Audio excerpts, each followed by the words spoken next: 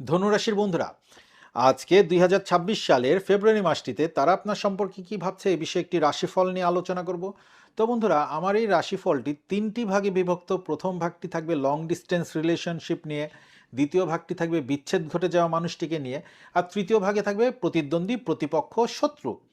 এরা ধনুরাশি সম্পর্কে কি ভাবছে সে বিষয়ে আলোচনা করব। তো বন্ধুরা, ফেব্রুয়ারি মাসে ধনুরাশিদের মানুষটি আর ধনুরাশিদের সাথে সম্পর্কের বিষয়টি খুব একটা এনজয় করতে পারছে না। কারণ শনির ঢাইয়ার প্রভাবে আপনার সাথে যেই লং ডিস্টেন্সের মানুষ বা সে যে ধরনের মানুষ থাকুক না কেন, সে কিন্তু আর এনজয় করতে পারছে না। এজন্য আপনার মানুষটি বা মানুষগুলো তারা আর এই সিচুয়েশনটি কোনোভাবে বজায় রাখতে চায় না। তাই অন্যদের সামনে আপনার বিষয়টি তারা এড়িয়ে যাওয়ার কথা ভাবছে। তো বন্ধুরা, বিশেষ করে লং ডিসট্যান্স রিলেশনশিপে যেই মানুষটি আছে, সেই